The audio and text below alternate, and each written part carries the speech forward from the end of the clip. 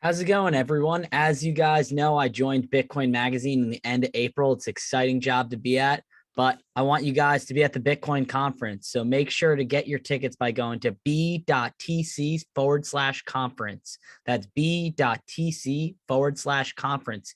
Use the promo code YTMAG, as in YouTube Magazine, for 21% off. The best promo code in the business. Since I joined Bitcoin Magazine, I love working for a Bitcoin-only company. It's great to work with other like-minded Bitcoiners. Make sure that I can see you there with other great Bitcoiners such as Preston Pish, Stephen Livera, even President of El Salvador, Bukele, will be there for Bitcoin 2022.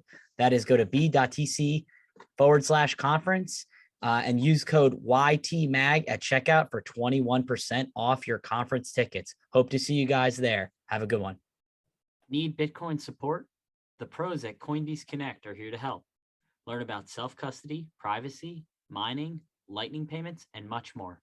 Simply go to coinbase.com/connect and schedule a one-on-one video call with a Bitcoin pro. Take your knowledge to the next level by connecting with a pro on coinbase.com today. Please check out episode 41 with Adam O, aka Denver Bitcoin on Twitter, episode 46 with Hodl Tarantula, or episode 49 with Adam Meister. All are pros you can connect with at coinbase.com/connect today.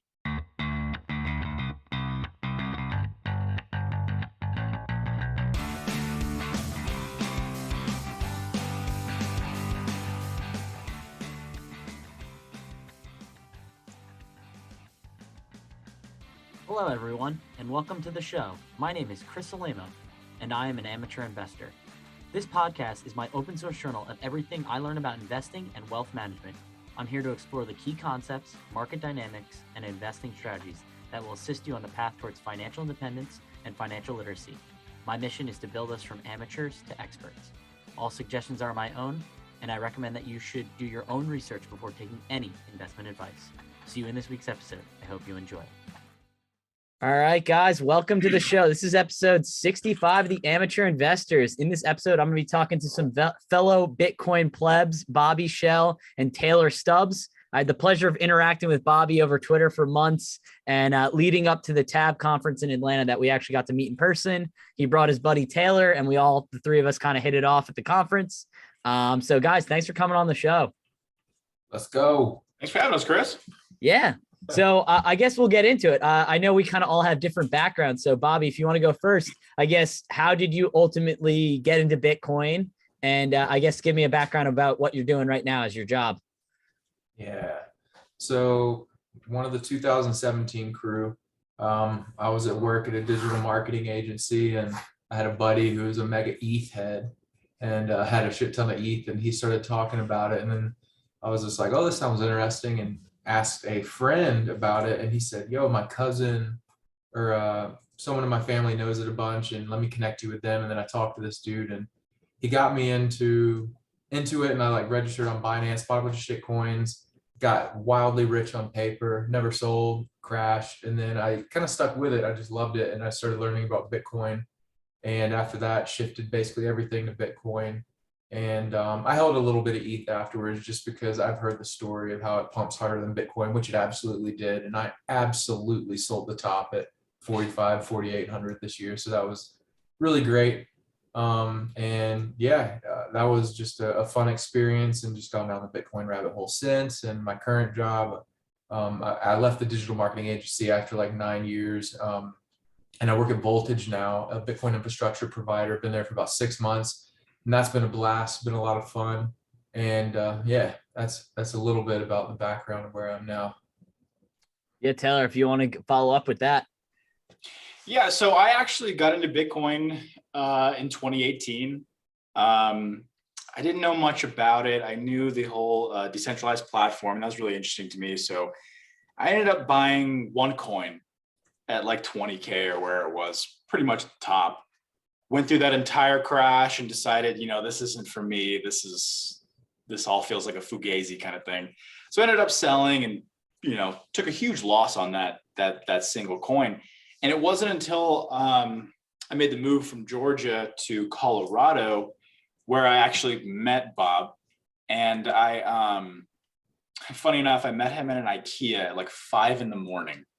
And we just kind of hit it off there, and ended up meeting him a week or two later. We grabbed coffee together, and he was reading the Bitcoin Standard. And immediately, I had been in it, so I was through that whole crash. So I talked to him about it, got his thoughts, and he told me about the book. And I read Safadian's book, and I was completely immersed into it. I ended up putting most of my capital into it, and gosh, since then I've just been stacking as we go, really.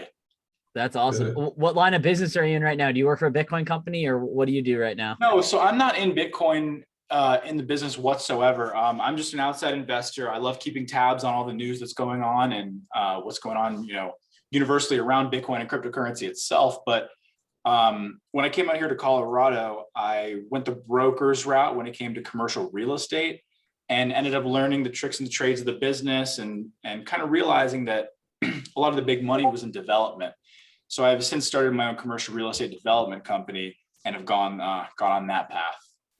That's awesome. I think a point that I definitely wanted to hit is I think real estate guys kind of are more likely to understand Bitcoin than most, because I guess they kind of realize that their fiat is crap by comparison. And I guess people that invest in stocks and bonds realize that as well. But real estate guys, in my opinion, are kind of like, oh, they're buying a property and then they're trying to either take money out of the property or get cash flow, and then, trying to invest it in another property or something else. But they're always trying to get out of fiat currency. And most people are. Exactly. And that's one thing I really got from Bitcoin was it's hard to look at it like, although we want to call it a cryptocurrency, it's hard to look at it like other currencies, because I feel it's more of a hard asset, like gold or silver. Whereas it's the same with real estate. When you have an asset like that, it's easy to be able to leverage that into other deals and to keep your asset under wraps, not have to sell and take that tax consequence. So it is pretty interesting. Yeah. Another thing on that real estate note is I work with a company called Growthview Properties. We do commercial real estate too. And I'm a small partner there, and I do our webinars and write content like once a week, do webinars like once every 2 weeks, kind of like this. And everyone that I talk to, I always bring up Bitcoin because I'm curious. And every single big commercial player is learning about mining, and they care about Bitcoin. And they're always like, can you give me more information? And majority of them want to get into mining, building data centers, because they realize how profitable it is. Because even at these prices, you're making filthy amounts of money compared to what you do in any other commercial real estate investment. So it's awesome to hear them say that and be that passionate about it. So I think we're going to see a major shift over the next year, just in regards to commercial real estate investors getting into Bitcoin mining.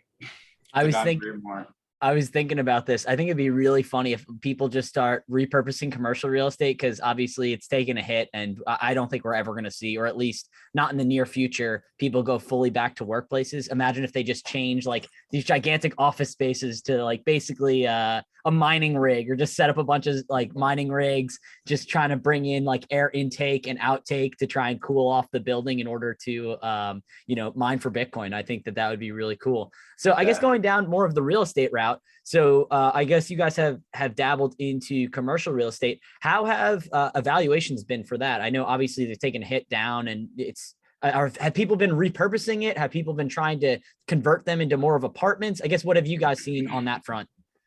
Well, many commercial real estate firms are focusing on refitting and repurposing a lot of these spaces, mainly office, like you brought up, for essentially to create the most effective use of that space, to maximize value, if you will. So I like your point about potentially taking an office space and turning it into some kind of like rig center, kind of data center. I don't know if it's going to go that way with office. I can see industrial really going that way, just because the infrastructure is there, and obviously with office space, the infrastructure is really there, where there's been a lot of turnover onto the multifamily side regarding office space. And actually, to talk about what you just mentioned, values have not taken a hit whatsoever in commercial real estate. If anything, they've not been higher. I mean, maybe if you're looking at the leasing side of some kind of brick and mortar retail, potentially, but if anything, it's just gone up and up. I guess we can all be in agreement here that when you print trillions upon trillions of dollars, it kind of inflates prices, whether that's better or worse, or whether it makes sense from, I guess what you guys normally do, cap rates is normally how you evaluate commercial real estate, if I'm correct. Correct. NOI and cap rates. And one thing specifically, like you cannot really repurpose like let's just say like a distribution center into a Bitcoin miner. Like you have to be able to receive massive loads of power. And laying line, we're analyzing some deals right now, and to lay line it's like $1 million a mile or something insane. Yes. And you have to be able to have other things on site in order to even put that power inside. So thanks to some friends, they've really been teaching me all about this, and they literally do it full time. Like if you're not capable of receiving that power and it's not already pre-structured for it, without getting into the weeds, that you just literally won't do it. But to Taylor's point, yeah, like there's a shortage of homes. Before COVID, there was over 700,000 for sale. Now we're below 300,000. 10 years ago, we had like 1.2 million on the market. So homes are at a shortage. We have the biggest cohort ever of home buyers, which are young millennials. Apartment buildings at an all-time high. So inventory is all-time high in apartments, and vacancy is at all-time low. So when you add all these dimensions together, there's a massive shortage of living and affordable living. So that's why prices continue to go up, and it will continue to be an absolutely phenomenal year for multifamily and commercial real estate. Another thing too about like mobile home parks is there's not really much room for mobile home parks to be added in America. There's a cap on how many lots are available. So I invest in mobile home parks due to that fact. And there's just incredible like incentives to invest in mobile home parks. But beyond that, yeah, I think that's like the big takeaway on real estate, just in my opinion, like some quick facts. You know, Bobby, if you would, I'd like you to expand upon something you said earlier.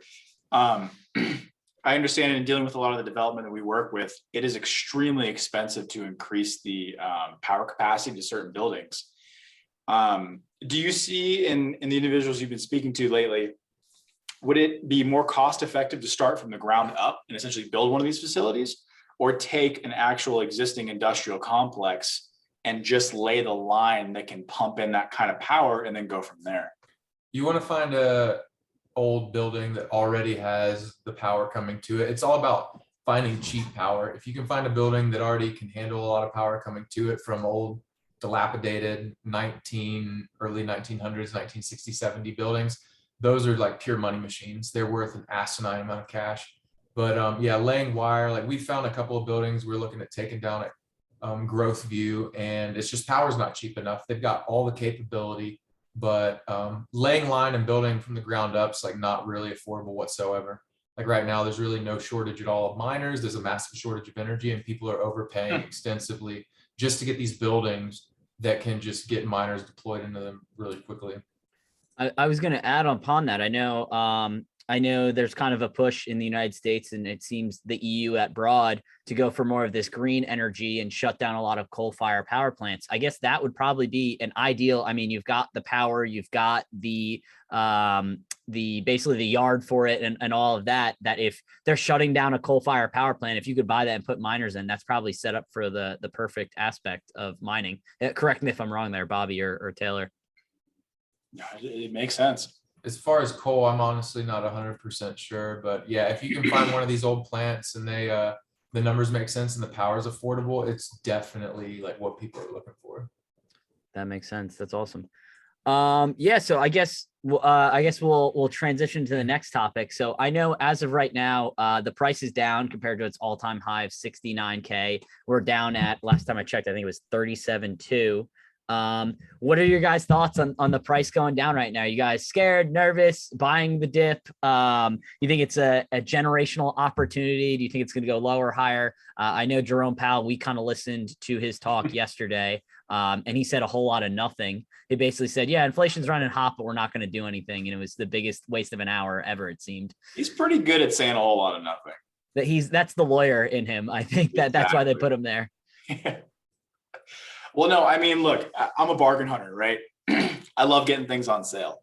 So if I can immediately stack some more Bitcoin, if you have the capital laying around at a discount like that, I think it's something you should seriously take advantage of. Definitely. Bobby, if you want to expand to that. Yeah. I didn't really listen to Powell yesterday. I just hear kind of what everyone said on Twitter. I missed that. But yeah, I mean, I get paid, I buy Bitcoin. I don't really give a shit what it does. I've got cash flowing real estate that pays me, you know? So when that money comes in, I buy more Bitcoin and I just keep buying it. It's decentralized. No one can stop it. There's a lot of bullshit and noise, and let there be noise. You know, that's an opportunity where people ask questions and where people like us can educate. And I just think, you know, you keep buying it and you take it off exchanges. You do not leave it on exchanges, and you do not use, I know you wanted to talk about the AOPP thing, which I honestly don't fully wrap my head around right now, but you use good cold storage, and you just get it off exchanges. You take custody of it and you hold on to it. And I have zero doubt, I think it will happen, where in America, they might even try to like ban it and say it's bad. There's a massive price crash and I don't give a shit. I'll find ways to buy it. There's a lot of companies coming out that let you buy it, no KYC, like Azteco. I don't know if you've heard of them. And then there's Bitcoin ATMs and different things. But I don't care what happens, what the price is. I'm putting every dollar I have into it. I literally just took out a HELOC to invest in Bitcoin mining and buy more Bitcoin because rates are so low.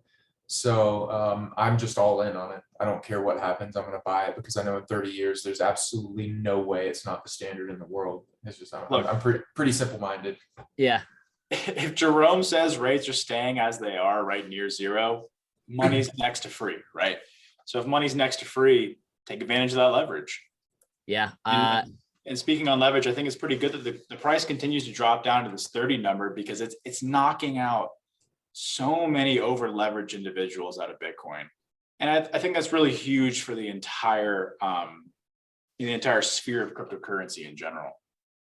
Yeah, and just being a student of history, when you look at like a lot of the bubbles that burst, you know, the Federal Reserve can print money and stuff it into the system via bond buybacks and then repo market swaps with the banks. I don't need to get into the whole clearing and complex mechanisms of that. But obviously, we saw the crashes in the dot-com bubble in the 2000s. We saw a big one in obviously 2008. There's one in the 80s as well. But you know, you can hide these asset bubbles. I guess not that you can hide them, but you can kind of keep layering over them with keeping the money printer going, buying more bonds and stuffing more fiat currency into the markets. But ultimately, the chickens come home to roost. And I think Bitcoin, you guys know as well as I, that it clears out leverage, longs and shorts faster than any other asset class in the world. You know, whether it's real estate, whether it's bonds, whether it's equities, it's the best and the clearest winner, not just in terms of a best money possible, but also in terms of getting rid of bad leverage. And I think you guys can relate to that.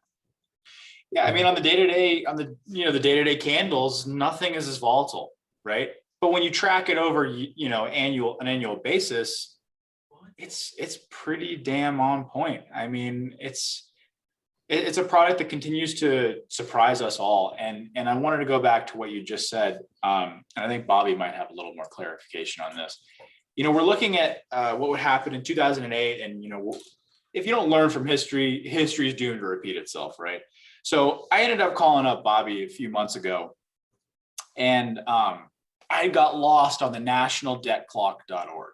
I was just consumed with this website because it gives you all these metrics and all these different stats. And I ended up calling him up and I said, hey man, there's something's not right here. I mean, in 2021, the median, not new home, but existing home price, it blew up like 33% in just 2021. Yeah. And then we're seeing in just January, median home prices went up like 12%. And don't quote me on that. I'm just paraphrasing, but I called him and I said, hey, this looks like a bubble that's about to pop. And after doing a little bit more digging, I'm not so sure that's the case. I mean, Jerome wants to say, hey, inflation's above 2%. Well, God, you know, the ceiling goes all the way up to 100%. How high is inflation? So are these prices accurate? Is it a bubble? You know, only time will tell, but in the end, it's pretty hard to really gauge these things. What do you think, I mean, Bobby? the ceiling's not to 100%. Inflation could be 200%, you know? Yeah, I mean, none of this is going to stop. They have to print money. They're going to fuck with the rates. They're going to go up and down. And then there's going to be one of whatever few things that happen, a debt jubilee, deflation, which is unlikely to happen. I think personally, there'll be more inflation, but it's just, whatever, I think we're talking to a lot of just Bitcoin maxis out here who are like, get on zero, like in the last month, like get on zero, and then it drops 30%. It's like, enjoy your get on zero, bro. Do your thing, man. Don't fucking make money like the rest of us, where,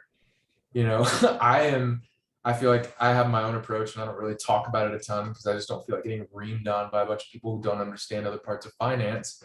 But it's like, investing in like certain types of cash flowing assets that are gonna have value and hold value. You want to own equity in something, you want to own equity in a business. And the thing about commercial real estate is it operates on NOI. And I was in Clubhouse the other day and Tina and a bunch of people were just like yelling and interrupting me because they were just like, you work in that. That's why you want to do it. And I'm like, I literally don't work in it. I am telling you that these commercial real estate assets, they operate on NOI. And when you look at multifamily back in 08, 09, the default rate was like 0.1%, something insanely low because it's not based on comps. That wasn't where the bad debt is. Like it operates like a real business. So for me, I'm just like, I love investing in these things because I want some diversity and cash flow in case I die. I want my wife and kid taken care of, but I also buy as much Bitcoin as humanly possible. And I think having a balance of that is very important because when the economy contracts, who gets pinned down first? A-class people move down to B-class where they should have been living the whole time. And then people on the low end, they're not really as affected as much, but it always contracts and people come down. So that's why mobile home parks and BC class value adds an incredible investment, and it continually will be because we're in a shortage of apartments over the next decade. That being said, I still think it's wise to buy Bitcoin because I think we will have a certain melt up where even if it does sell off, people with all the shit ton of cash, they're going to buy the living hell out of it, and it'll pump harder than we've literally ever seen in history. There's that possibility. So for me, I'm just like, I'm not a man who needs to blow a bunch of money, so I'm going to buy as much as I can now, and I'm going to have cash flowing assets because when it does have that kind of breaking moment, I want to have money coming in where I can buy it. So I digress. Yeah. And Bobby, I'm not going to critique you on your strategy or anyone's strategy. I'm not 100% in either. I have a lot of money that's tied up in 401ks that, I regret that I wish it was an easy way. And people are like, just sell it, take the tax hit. I'm like, the tax hit's like in 5 to 6 figures based on the amount of money that I have in there. So I really don't want to do that. As well as I think the cash flowing assets make sense. It's money that you, your wife, and your son can live off of. As well as, while you're bringing money in, if price dips, you can buy it with that, your dollar cost averaging based on the assets or the cash that's flowing back into your pocket. And, you're kind of hedging your bets while having cash on the side. And if Bitcoin goes up, Bitcoin goes down, you're still able to buy, but you're also still able to put food on the table. I think the Get on Zero crowd was very funny when they were in the 60 to 50 range. And then now that we've taken a haircut of 50% and it's like, we're on zero. It's like, yeah, your net worth just got cut in half. And like a lot of my net worth did as well, because I'm so heavily in Bitcoin, but I can still buy some because I have a little bit of cash on the side to do so. Yeah, I don't want to be on suicide watch. So Get on Zero can go have fun in the corner all by themselves. Cut that snippet out too. Put that on Twitter and let them call me out. I would encourage that. Yeah. Bobby welcomes it. Taylor, if there's anything you want to expand to that or add to, I guess, similar strategy or tell your strategy, if you don't mind saying. And to be quite frank with you, I mean, I personally think Bobby's got it nailed down. Just to be able to own equity in a certain piece, in a certain asset, call it real estate, call it anything you will. If as long as it has a good passive income, then I think you're really setting yourself up for success. Yeah, I would completely agree with that. And like I said, I know a lot of people in the Bitcoin space see it as the only thing that can't get confiscated from you. And, being 100% in something that's makes you self-sovereign makes a lot of sense. But at the same time, I think a lot of people in the Bitcoiners in general love the narrative, which a lot of us bought into, we understand, and we kind of see the future. But let's be honest here, it's going to be a 10, 20, 30-year play, maybe even 50-year play before we really even see this. The three of us will probably be old dudes when we're finally like, our conclusions came true. And hopefully, we can pass down to our kids and or our grandkids the wealth that we've accumulated in whatever assets. Bitcoin we see it as the fastest horse in the race, but doesn't mean that there's only one way to get there, basically. Yeah, and I think that's how my stance on Bitcoin is. It's not for the here and the now. It's for creating generational wealth and setting up the next generation to really be able to take advantage of those funds, really, and just make something better for themselves. And I think that's what a lot of us are all really looking forward to in the future, is just hodling as long as we can and just never selling and just continuing to stack.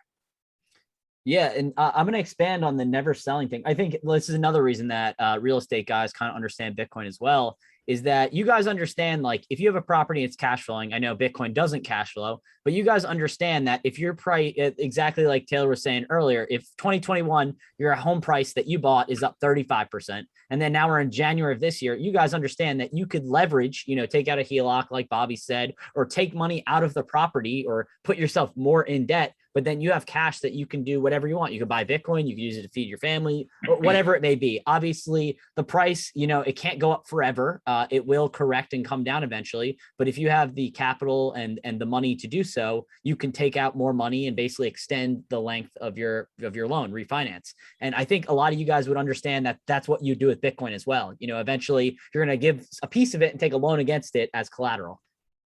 Exactly. And I think the big answer here is, look, when you sell something and you take a capital gain, you're paying taxes on it, right? You're closing out that position essentially. So one, you're paying taxes on it, and two, you're leaving out any future appreciation that may or may not be there. So why not be able to have, or put yourself in the position where you can continuously take out a line of credit on something? Again, a loan, a line of credit, it's not debt, it's not a tax event. So you can continuously take out these lines of credit or loans against these assets. Why sell? There's a lot of people out there that want to take their gains. They want to play the markets. It's not as Warren Buffett says, it's not timing the market. It's time in the market, whatever market that may be. Yeah, Bobby, you want to expand on that or say anything to that note as well? No, I got nothing to add. All right, sounds good. I guess moving on to the next thing. So I guess there's never a straight path in the way Bitcoin goes. Obviously, a lot of people see the 4-year cycles. Do you guys kind of see this as we're going into a bear market? Do you think we're going to rebound and go higher? I know you guys say that you don't really care in terms of your buying, and I won't make you guys make a price prediction here. But what do you think? It's going to chop sideways, go up, kind of hang in this area for a time being? What do you see as it, or maybe the super cycle? A lot of people have brought up that theory as well. I think even if we go sideways or down, I just think more people are going to buy, and it's still not going to change the price action. You may see short-term pumps, but I think we're just going to see random sideways movements, and that's okay. It's just a great accumulation time for the normies again. And we saw what the Fidelity ETF was turned down, and it's just great, let it happen. That's going to allow more real Bitcoin to get in real cold storage, and these custodians, unless they're acquiring it behind the scenes and we don't know about it, under some side LLC that's not under the main entity or something, and they're allowed to hold it there for God knows whatever reason. I don't know what kind of games they can or are allowed to play legally. I just don't see them maybe acquiring it unless it's an actual mining company who's publicly traded, and maybe they're buying it because they're not a big bank or a fund manager. So I don't know. I think we'll see it move up this year. I think regardless of what happens, Bitcoin's price is eventually in the next, 180 days going to move upward. But it's just accumulation time. One thing that's interesting is after what was it, when SegWit was coded up and put into Bitcoin in 2017 or whatever, it took really, I think it was a year or two later, it was 20 or 30% used. Now we're at 70 to 80%. It's integrated across products and services. Taproot, I think the same thing. It's probably going to take around the same time, but maybe take back 10 to 20% of time frame, because I think there's more developers, more people building, more capital in the arena, so it'll speed up. But that's something I think that's interesting, is whenever they just the developers make these changes to core or some of these new just things that expand upon what Bitcoin and Lightning's capable of. If we see that expedite and speed up, that's going to be a good signal that there's more people building, there's more people creating utility and use cases and ways for just the average person to take part in just this Bitcoin economy. So I'm really excited to just kind of focus on that, because I think that's more important than the price right now, the usage. Taylor, I would agree with Bobby. I think we're looking at some time of essentially a plateau event, which I think is great. I don't think it's a bad thing whatsoever. I think it really shows the strength that the overall economy of cryptocurrency and Bitcoin really has. what really bothers me is whenever you look on social media, whatever is your social platform, DOC essentially, is that everybody likes to put a calendar date on things. When we didn't hit 100K at December 31st, 2021, everybody lost their mind. Now, all these shills are out there just trying to pump this crap. And that's not what's important. What's important to me is what you said, Chris, are the halving cycles. And I think as we go through this current cycle we're in right now, whatever name you want to call it, I could care less what you call it. And I can care less what really happens to the price because I'm not going anywhere. I mean, if we can plateau for the next quarter, 2 quarters, I think that's great. I think it really shows the strength. And of course, if we pump up, that's awesome too. But the problem with Bitcoin is when it has these massive, massive pumps, there's always going to be a correction, right? There's always going to be a correction. So you have the Bitcoin maxis just saying everything they can on the way up. And then, when you go up 30, 40% within a quarter, you're going to have a correction. That's just the health cycle of a normal market, right? So when you come down, then you have the complete opposite side, all the haters saying everything like, you guys were always wrong. You got Peter Schiff out there still trying to sling his gold and silver, just talking shit about Bitcoin left and right. Every time Bitcoin goes up, the dude's fucking silent. Every time it goes down, I'm right. I've been saying this for years. It's all the same crap we see everywhere. So essentially, price doesn't really matter. What matters most to me is that I don't like the delineation between Bitcoin, USD, right? That price doesn't matter to me.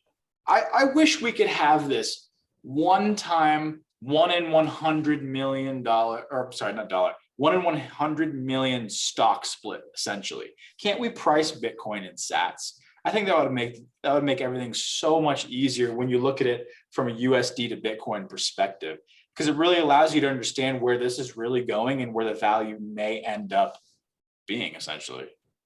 Yeah. Okay. So Real quick, I just want to say free Ross and lock up Neil Young, but continue. Definitely, that's going to be a good clip as well. Neil Young, though. God, that was a bummer. I think it's really funny. So, I guess kind of expanding on that, I think Bobby had a great point with the Bitcoin ETF being rejected again. And to be honest, I haven't really looked into why Gary Gensler and the SEC is rejecting it in general. But I think Bobby makes a great point. I think those are just attack vectors for Bitcoin. If Fidelity, JP Morgan, and all these companies own the paper ETFs, like we're basically creating it into gold and like gold certificates. So I think with more people needing Bitcoin because of hyperinflation events occurring around the world, whether it's Venezuela, Argentina, Lebanon, whatever country, or even the United States that want to protect themselves for the future when US loses its global reserve status.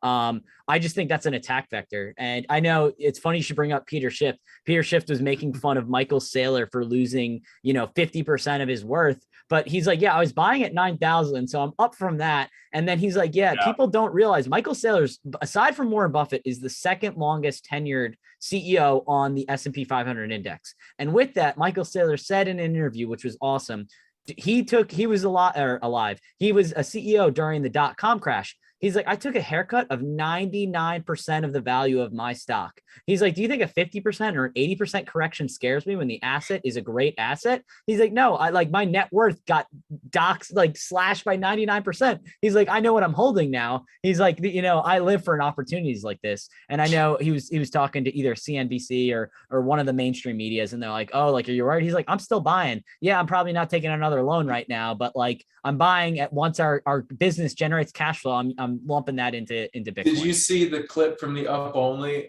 video he was on where they're like, so you just basically buying no matter what? And he was just like, yeah.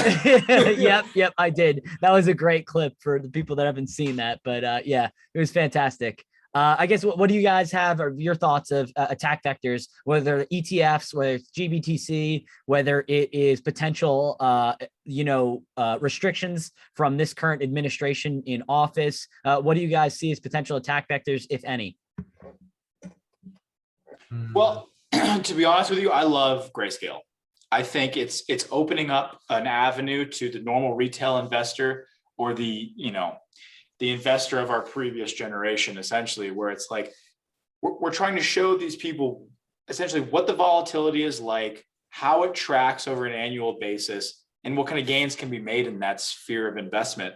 And I think that has helped quite a bit with a lot of these, God, I don't know what you call them, investors of the old days, whatever you want to say, that essentially can get them involved in this in a different aspect, whether they do want to have full exposure to Bitcoin and buy it themselves. I think that's a good entry point, right? So it's easy for someone to have, money locked up in their an IRA or a self-directed 401k that they want to throw at it, because it allows them to really put their money where they really see appreciation happening. So as for attack vectors, I don't see too many, and I'm actually going to answer your question with another question. As for an attack vector, I think a lot of people would respond by saying regulation. And I would completely and utterly disagree. I think regulation might be the best thing for Bitcoin. I think if we can actually involve whatever three-letter agency we want to be able to capture capital gains and take that as a tax from an actually regulated perspective, I think the institutions will start taking it a lot more seriously. You'll see more Fortune 500 companies, Fortune 1000 companies throwing on their balance sheet. I think that might be one of the best things for Bitcoin. Yes, we're going to pay money in taxes, but that's what we get for living in one of the greatest countries on planet Earth, right? I mean, in the end, you're only paying taxes if you're making money. So it really pains me to see all these people bitching about taxes. If you're making money, you're paying taxes. If you're paying taxes, you're making money. Good for you. So I don't see many attack vectors, but I do see things that we can change to accelerate the adoption, essentially. Yeah, I think the greatest attack vector that could be done is the government gets their hands on a shit ton of Bitcoin, they coin join it, no one knows where the fuck it came from, and they like quadruple the size of the Lightning Network, and then they get all the good peers, they set up great channels, and newbies in Lightning, and this might not be true, someone might be like, Bobby's an idiot, but I'm just saying, like, there's only like 3,600 Bitcoin in the Lightning Network. They could take it to like 15 to 18,000 and take over most of the network, build a resilient node infrastructure, and then literally just rip the whole thing down, where people that relied on it no longer could, therefore they lost trust in it. Wow, that's the really that's the grand one. I guess I'll think about that one, but I'll expand on the point. I think Taylor has a great point with saying regulation is going to help Bitcoin. I think it's going to help coax people into investing in it. I think Michael Saylor, he has many great clips, but one of them saying, is holding Bitcoin in cold storage the best option? Yes, absolutely. What's the next best option? Investing in Grayscale. Oh, what's the next best option? Investing in MicroStrategy as an ETF. And he wasn't trying to just shill his stock, but like investing in a company that holds it as a reserve asset on their balance sheet. What's the next best thing? Oh, a Bitcoin bond. Oh, what's the next best thing? And he's always saying, if it's attached to Bitcoin, it's a good thing. I know he took a shot at Jamie Dimon as well, saying, Jamie Dimon gets on CNBC, talks, and 40,000 people watch. He's like, I start up a video with someone talk about Bitcoin and 400,000 people see me. So he's taking his pot shots at Jamie Dimon. Yeah, I guess thinking about what Bobby said, I think a government kind of taking over systems that are already in place, like you said, co-opting the Lightning Network would be a big deal. And I think, I guess it's something to watch. I don't know if the Lightning Network starts growing too fast. I know, Bobby, with you working at Voltage, that's kind of your business. I guess, do you guys monitor the network in terms of, all of a sudden a node with 1,000 Bitcoins comes online? What's this about? Like, do you guys monitor the network itself for things like that? We don't really monitor that. We basically give scalable solutions where people can just spin up nodes incredibly fast, incredibly easily. We've all, I think, built a node, I'm pretty sure. And if you make one, you're putting in hours of work, and then maintaining it takes work. I have crappy Comcast internet, so mine would shut off and on, which was really annoying. If you do and use someone like Voltage, you're going to spin up a node in 2 minutes. The uptime is 99.99%. The maintenance is next to nothing, and you can just make thousands of nodes and like build products and services with it. There's also liquidity tools like Flow. Like we leverage Lightning Labs pool product, where if you're trying to get inbound liquidity, it's pretty complex for a new person, but you can just log into our dashboard, just make an order, and boom, get some inbound liquidity. So it's great for new Lightning users. But we're not sitting there like monitoring like Lightning and things like that. We're going to make some cool tools like that in the future, but as of right now, it's not something we spend our time doing actively of the network. But you know, I don't know if this is necessarily true that it could happen, but if I was the government and I wanted to take it down, I would take the short-term risk of making it more resilient, powerful, and creating an incentive for people to use it, just to take majority ownership of it, just to rip it down and like break the case, because that would be like a massive pothole in the road of these communities using it for these resilient reasons. But the thing that would happen is you'd have guys that do ETH and like all these other chains like Cardano, they would probably try to swoop in and be the hero and say, Lightning failed, we'll help you. And they bring in some proof of stake chain that's just fast out of the gate, but is not decentralized, that is not secure, and it is not reliable.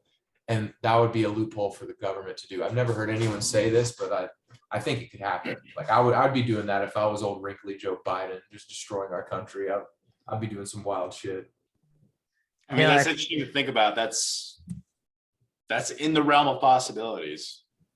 Like, why wouldn't it work? Why wouldn't it work? You get a bunch of people on it and then they'd all be like, oh, F Bitcoin, it doesn't work. Look at what happened.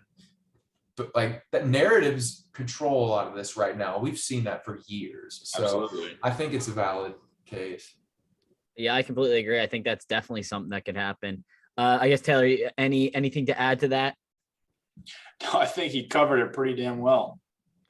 All right. So as before we get into wrap up, I got one more question, and then maybe I'll spitball a couple things your way, and then we'll wrap up real quick. So I guess, what do you think of the macro take? Like I said, no, I'm not going to ask you guys for a price here, but I guess is your macro take? We're at the beginning of 2022 right here. What's your macro take for the future in terms of Bitcoin, and then also broader markets? So you guys are obviously in real estate. What do you think potentially could happen with the stock market, and what do you think is going to happen with Bitcoin? If you guys want to expand on that. Yeah. Well, if you want a price prediction, I'll give you one. I'll throw some darts at the board. I think we will see above 100,000 this year. I'd like to see us close above 100,000, but I could potentially see us closing above 75K. I could see us going as far as 150 this year and closing around the year at 75K. As for the stock market, I personally think the S&P is in for a shit show of a roller coaster this year. I mean, the tech bubble is out of control. It's out of control. And I think the NASDAQ is really going to shine this year. All right. What do you think, Bobby? I think we're going to 1 trillion. Woo! Per coin. Per coin. The Pierre Richard. Yes, I love that. Classic clip. Yeah, I don't know, man. I love investing in real estate, and for every $10 I put in Bitcoin, I try to put 1 to 2 into real estate, just because it ain't going nowhere. People need places to live. I know the numbers. I'm surrounded by people that are brilliant, and I just I want to leave my wife equity in something that gives cash flow, and our debts are denominated in dollars, so we're going to pay our bills easily, and we're not going to have anything to worry about. Beyond that, the stock market, I don't even know. I've been out of stocks literally for like over 2 years now. I only buy Bitcoin. So whatever happens there, I don't care. I don't pay attention literally at all. And yeah, I don't know. I've been doing more of the betting on myself, like building my own businesses. Like I'm working on building a business in Airbnb where we get like or in Joshua Tree, where we're going to build some Airbnbs, buy some lots, put some tiny homes on them, working on like acquiring small businesses that can be automated and wrapped in technology that have low overhead, where you can just create good experiences. And I have a game plan where I want to build businesses and not have to rely on like a retirement account, rely on the stock market, but I want to do everything I can to support Bitcoin. And that means putting every dollar into it. Because the way I see it, if Bitcoin crashes, the world's going to hell anyway, and I can't take money to heaven. So if Joe Biden tries to shut this thing down, or these world leaders, so be it. You know, I'll live in a tent and I'll be perfectly happy, because I'm going to the golden roads of heaven with Lord Jesus, my savior. So let it happen. But yeah, I think the stock market's going to be absolute hell. It's going to be interesting. It's uncertain, but I think people are going to move and navigate to Bitcoin, because the narrative is going to build, more people are going to come in, more countries are going to use it. And I think once we really start to see 3, 4, 5 countries using it and people giving the IMF the middle finger, the World Economic Forum the middle finger, people are really going to know what freedom means. And Mark Moss made a good point on Preston's podcast. Like, we make these swings from centralization to decentralization, and we're kind of swinging from the centralization side back to the decentralized side. And I think a lot of people that are into shit coins are really going to learn the value of Bitcoin and the fact that it can't be fucked with. Like, OpenSea is always having some weird crap happen with NFTs. Ethereum is, all these chains, like, they're just an absolute joke. And when you actually do work and you have conviction, you understand what's going on, like how this stuff works, like even at like an intermediate level, you don't have any attention span for this other stuff unless you're just seeking like fiat denominated returns because you want to buy a car, buy a house, or do something in the short term. So I think with a long-term focus like us guys have, we're going to have a great ride, just have money to pay your bills and get by and eat good food, eat some steak, sun your balls, all that good stuff. All about the time preference, baby. All about the time preference. Yeah, we're going to make it. That's all I know. It's going to be a fun ride. Yeah, I think like we're getting enough cash flow to pay 1/3 of our monthly bills. That's a pretty good amount. I could go drive Uber and probably cover our bills and like scrape by. But we're also looking to reduce our bills. Like, we're selling our home. The inventory is so low, and we're going to buy a new home, only going to put 10% down. Our mortgage will go up $200 to $300, but we get like 100 or 150 grand back, maybe more. Yeah. So it's like easy, like. And then the other thing is, like, we're selling our land, which is like $600 a month, which would be great to reduce. And building businesses and other cash flowing things. Like, in the next like 3 years, it should be able to replace my job, and I'll still do my job because I love it. But it's just about finding cash flowing things. And you can even just arbitrage and like buy shit on Amazon, sell it on eBay, or buy things on eBay, sell it on Facebook Marketplace. Like, there's so many easy ways to make money. You just have to kind of be willing to explore and like find stuff. So I think there's better opportunity for people to make money on a local level where you're not going to be taxed selling things for cash, or like making money over Cash App, And as long as it's under $600, I know they're trying to track PayPal, Cash App, Venmo, and all this stuff. If you can sell these low cost goods that are like around $100 to $200, you can make so much money.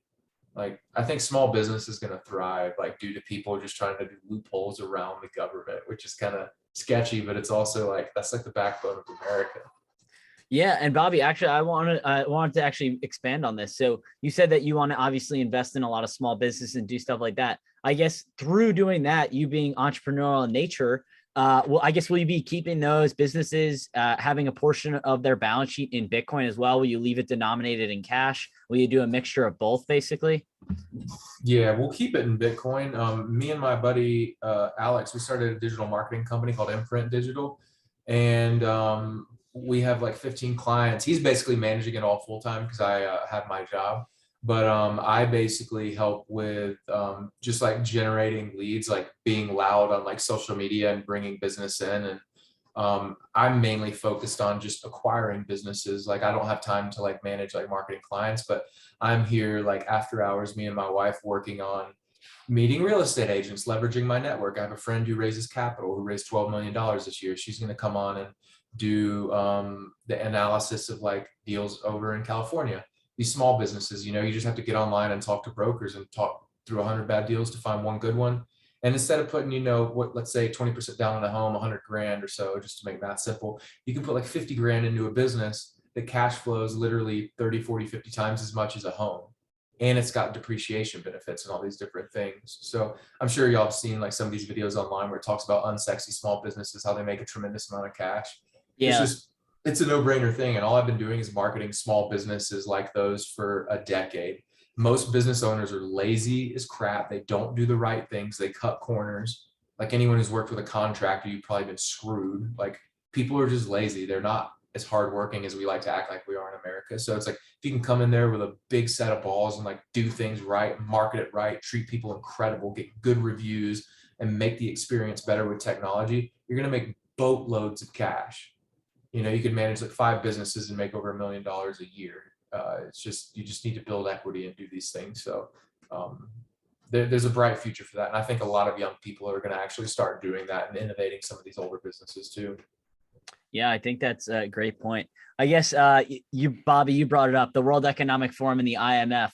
So obviously they just had their meeting in Davos, and it's like Stranger Than Fiction. I don't like, you couldn't write like a more perfect Bond villain of Klaus Schwab. And I know Russell Brand did a clip about a week ago. It was so funny making fun of them. Like, the dude is literally a sociopath. He almost fired.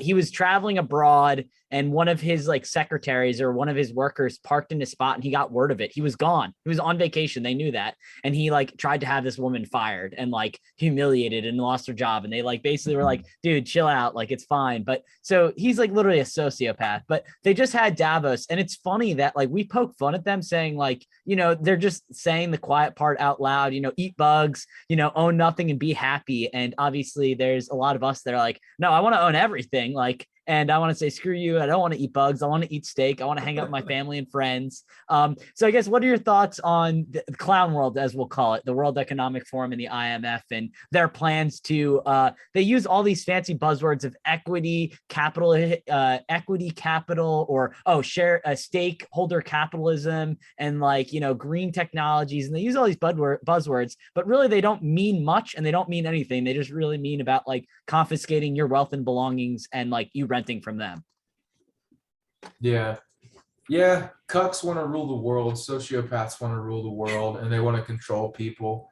And I mean, they're just a bunch of losers. Like, they don't give a shit about bringing value to society, and they just want to create a system where they can create outcomes that they want. And the thing is unless men stand up, women can stand up too. But unless men are the ones who stand up and like set the example the way we were supposed to, all of this is going to go to hell. And we're just going to go through a great reset, not in the way they want, but in a very rough way where it's going to really just hurt people. And then it's going to take, men rising up and doing the right thing, honoring women, listening to women, and doing the right thing for the families and being leaders. So unless we do that, I mean, it's all screwed. But at the same time, we got a place in heaven. So who cares what happens? Is like, we're going to be in heaven, but that doesn't mean we don't like bust their balls and stop them from doing some of these just blatantly evil and just wrong things.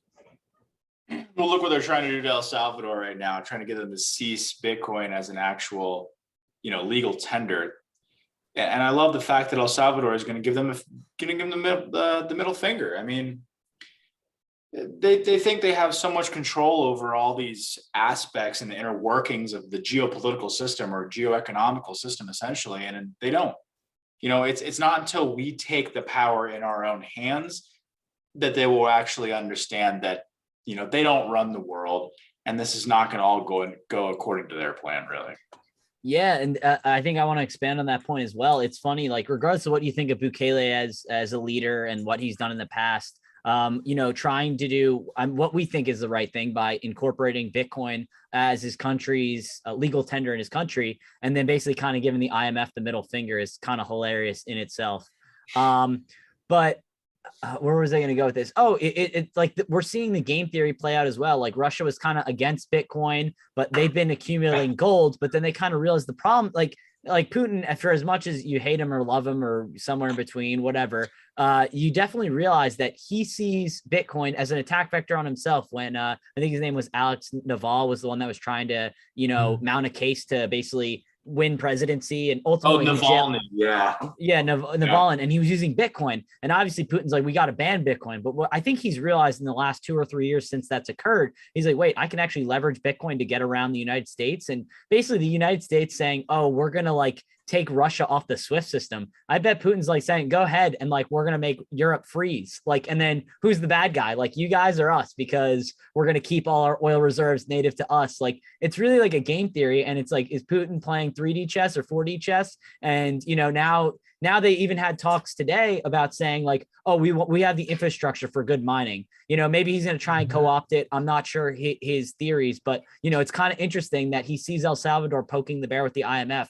He definitely is a part of global news. And he's like, yeah, maybe we'll do this Bitcoin thing and say, screw you to the SWIFT system, the United States, the IMF, and like, screw these sanctions. They already have deals in place with China, which does a lot more in terms of energy usage from Russia than the United States, just because of the sheer volume of citizens. I don't know if you guys want to expand on that as well. Yeah, I mean, it's easy to have that kind of economic outlook when your presidency has no term limit, right? Yeah. So, and if you look at China, like they're on the 100-year plan. They're not planning for tomorrow. They're planning for 100 years from now. And that's the problem we have in this country, is that legislation is only on a 4-year plan. I mean, we don't have term limits for any of our senators. They're just trying to get reelected in office. The executive branch turns over every 4 years, obviously. It's like we can't plan for our future or for the next generation on a 4-year plan. And that's where, unfortunately, some other countries are going to come out ahead. You know, that they're planning for 20, 30, 40, 50, 100 years down the road.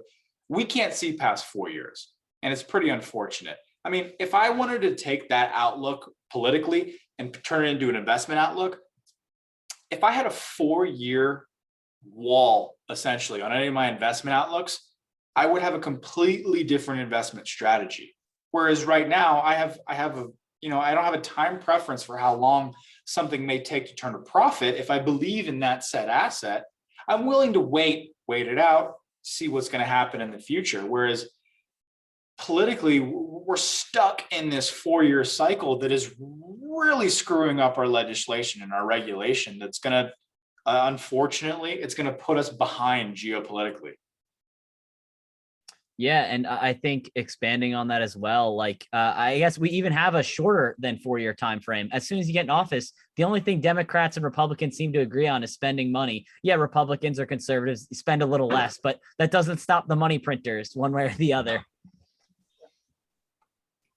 Oh, exactly. Well, have you guys orange billed anybody this month? Let's talk about that. Yeah, I'm trying to think. I mean, This month.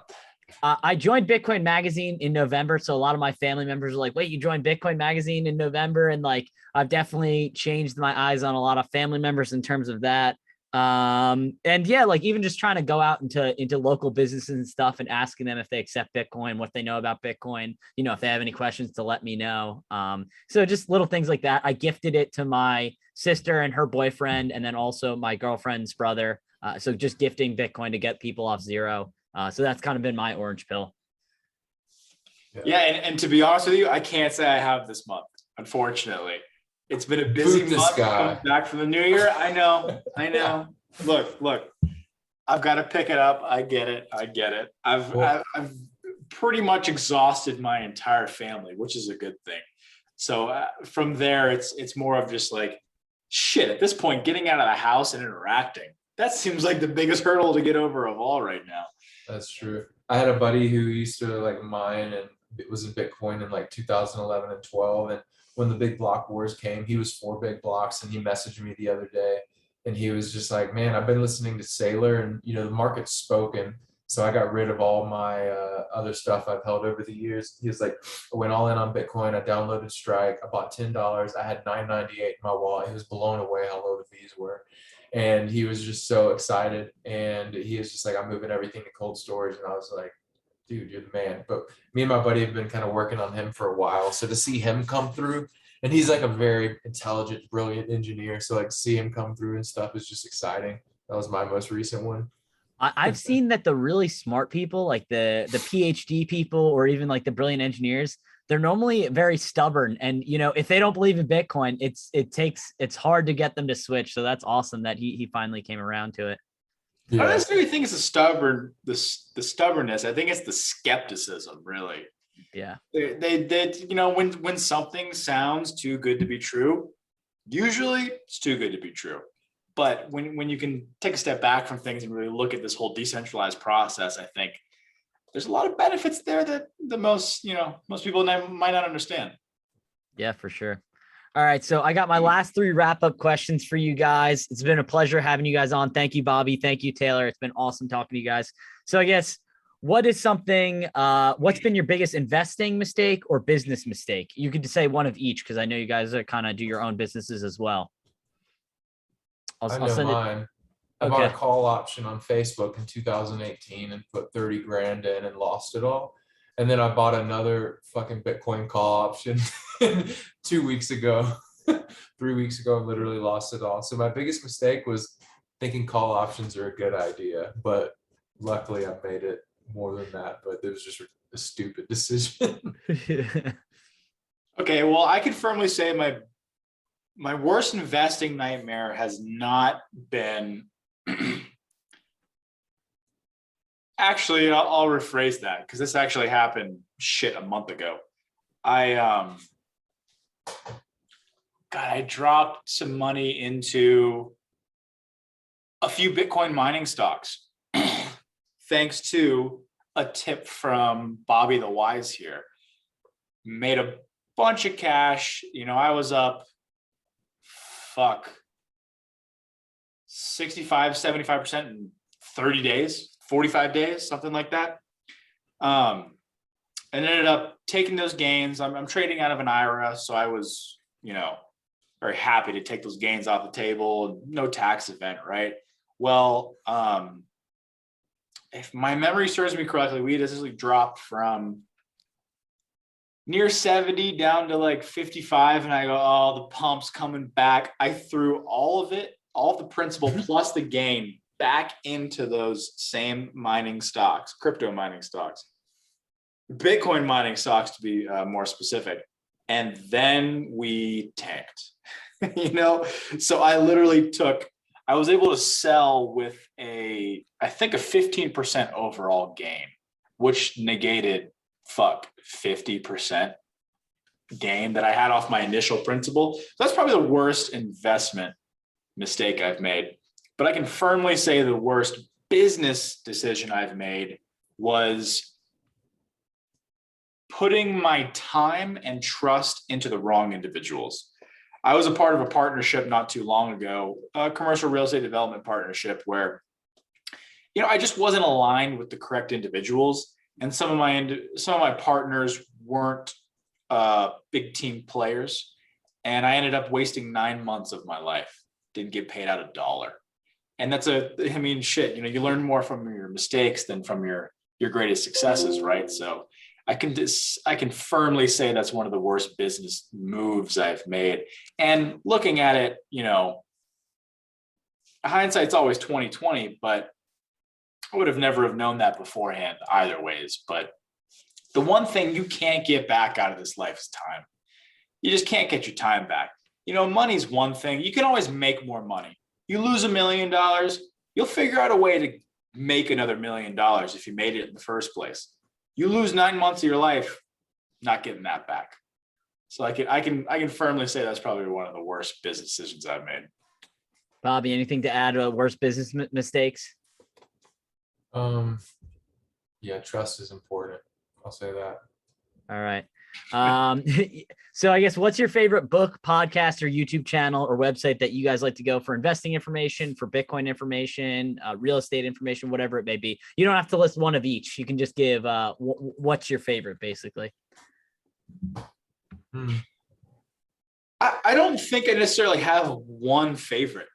I think I like to peg a lot of things off of each other to really get more of a broad understanding of things. Like if you go online and you read some clickbait, some clickbait headline, that one article you read, you're not going to get all your information from that. You need to read multiple different articles to disseminate your information and make your own opinion.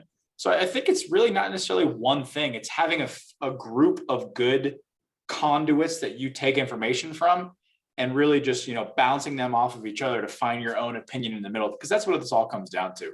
There's not going to be some channel out there that's going to give you all the advice where you're going to make $1 million doing this, that, and the other. It just doesn't work like that, right? No one's right that much of the time. So it's really just trying to parse that information out by yourself and make your own educated guess. So what are your favorite ones to go to, though? What are your go-to ones, if you want to list a few? Well, obviously the Amateur Investors Podcast. Oh, okay, thank you. And I wouldn't even really say it's podcasts. I mean, I think it really comes to, it's just articles I read online, whether it's individuals that I'm following on Twitter who I know are in the actual economic sphere or market sphere I'm looking into. I mean, just to just to name a few. There's a couple good real estate podcasts out there. Building Better Business. I like a lot of things that have to do with individual entrepreneurs. But again, I don't really take a lot of these things, verbatim. You always take them with a grain of salt. You want to be able to build your own opinion when you can bounce a few ideas off multiple different sources of information. Yeah. Bobby, do you? So I read Tony Robbins books in 2016 or so. Really started paying attention to him and just learning about investing. And then in 2017, obviously got into Bitcoin. And then in 18, 19, got really obsessed with Bigger Pockets. It's an incredible resource. Yep. And their podcast. And all the Bitcoin stuff. I mean, we all know the Bitcoin podcast, but some of the ones I've enjoyed recently, just because they're a bit more intentional, was Robert Breedlove's podcast, the What Is Money Show. That one's been fun to listen to because he goes a lot deeper with people. And if I had to just say like one other one, what Preston's doing at TIP with the Wednesdays has been a lot of fun too. Preston Pish, yeah. Like a lot of his stuff has been good. But yeah, I mean, beyond that, I don't know. Some of the podcasts just got boring just because you just hear the same things over and over again, and the same thing with like Clubhouse and Twitter Spaces. Like Clubhouse a year ago was incredible because there were brilliant thinkers there, and now it's just people who live on the app all day and they just talk in circles, and there's really no value there. I can't get on Clubhouse anymore.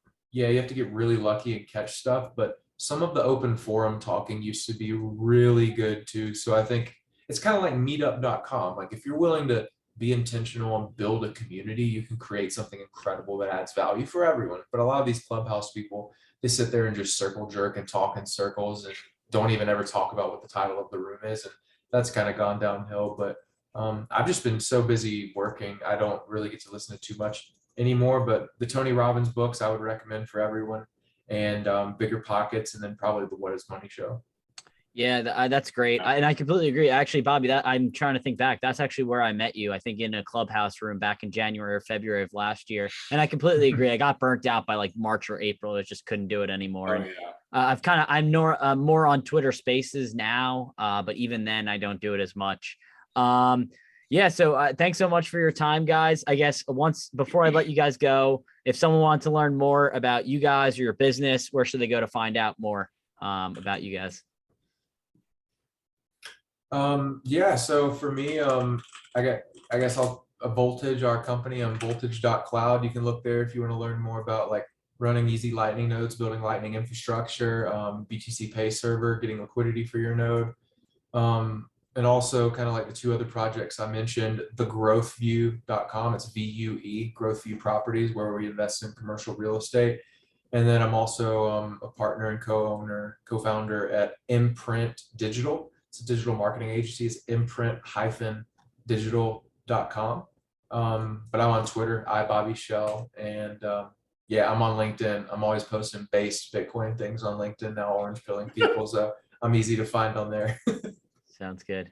Taylor, what about you? Well, you can always find me on Twitter. It's TA Stubbs. That's TASTUBBS 18, the number 18. And then actually right now we're under a new LLC for our current development where we're taking under 21 acres north of Denver. And for every LLC or deal we do, we like to create a different LLC. So right now we're actually releasing our website in the next few weeks here. You can find us at cplandgroup.com. All right. Thanks, guys, so much for coming on. Thanks, guys, for listening. I'll catch you guys next week. Have a good one. Peace. Thanks, Ats. Great. Thanks for having us, Chris.